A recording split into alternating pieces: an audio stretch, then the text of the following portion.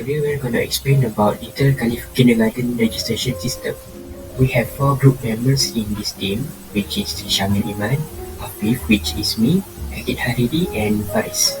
So for the proposed project summary, the name of our project is Little Caliph Kindergarten Registration System. It is a self-service registration process which is much more efficient than the manual registration system. With this registration system, we can speed up the process of registration without using any manpower. Hello, I'm Faris. The objectives of our presentation is to process the registration for care services and to make sure the flow for registration goes smoothly. Next, we'll dive into the analysis. For the input, the system will ask the user to input name, telephone number, number of children or babies, whether transit service required or not, number of hours for transit services, and payment made during registration. For the process, the system will determine appropriate room for each children or babies, and also calculate the total payment. And for the output, the system will display name of parents, list of babies, baby's room, and payment. Hi, I'm Akid, and this is the preview of the pseudocode of our program.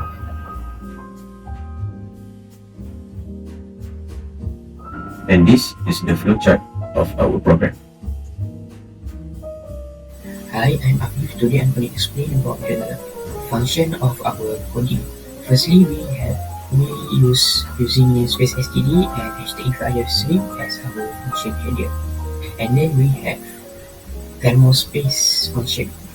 This function will accept the capacity of the room left in the main function, and it will add the capacity by 1 and return the capacity of the room back to the function. This function will be executed when the age of the kids is less than 12 months. And we have thermos function. This function will determine if the room is available or unavailable. If the room is unavailable, is more than 5, it will return false. If it's less than 5, it will return true. And then we have playful space function.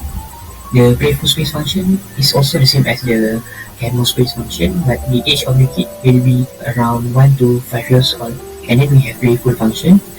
And this is also the same as the thermos function, but the capacity is 20 at the time, and the kids are gonna be 1 to 5 years old. The function will accept the space and the total kids at the main function, and it will determine if the room available or not. If the room is more than 20, it will return false. If it's less than 20, it will return true. The room plus is mistake from us because we firstly want to combine the two functions, the playful space and this function. But it will have a lot of errors, so we decide to separate it. And it doesn't disturb the program because even though it will plus the capacity of the kids by 1, it will not return the value to the main. So it's just right. And then we have experience space function. This is also the same as kernel space and playful space, but the age of the kids gonna be 5 to 10 years old. And then we have experience function. They doesn't tell us about the capacity of the room, but we decided to add 30 kids at a time because logically kindergarten handed at that time around 30 to 20 kids at a time. So we decided to use 30. If we don't do this, the capacity will be unlimited at that time. So if the capacity of the room is more than 30, it will return false, and if it's less than 30, it will return true. So that's all from me. Thank you. For the first part of the coding, this part of the coding will mainly focus on the information part. So first one we'll start out with string, double, integer, bool, and char for the declaration process. And after that, we'll use the do loop to show the table which contains the information such as room category, ages, and the price for each room. After that, the system will ask the user to enter their name, telephone number, and how many childs they want to register. After the user done filling up all the information needed, the system will then display the parent's name, telephone number, and the total child they want to register. If the child age equals to 0, the program will display enter the child age in month, and the user will input the child age in month. And then the child age will equal to child age and divide by 12. If the child age is less than 1, room storage equal to Kermos room C function, and room C equal Kermos space room C function. If the room storage equals to true, the program will display please enter the child name. The user will enter the child name, and the list child names child num equals to child name. the child number will plus by 1 and the price will be 350. As if the room storage equals to false, the program will display Kermos room full and the price will be 0. Else if child age is less or equal to 5 and child age is more or equal to 1, room storage will equals to playful room P function and room P will equal to playful space room P function. If room storage equals to true, just like before, the user will enter the child name and the child number will plus, but the price will be 280. And if the room storage is false, just like before, the playful room will be full and the price will equal to 0. As if the child age is less or equal to 10 and the child age is more or equal to 6, the room storage will equal to experience room E function and room E will equal to experience space room E function. If room storage equals to true, just like before, the user will input the name and the child number will plus and the price will be 200 this time. And if the room storage is false, just like before, the experience room will be full and the price will equal to 0. Else if the child age is less or more than 10, the program will display invalid age and the price will be 0. The total price will equal to total price plus price and we will display a new line. And then we will display do you need transit for 5 ringgit per hour. We will take the answer as yes or no. The user will input transit, display the new line. If the transit equals to Y or yes, then we will display please enter the number of hours for transit services.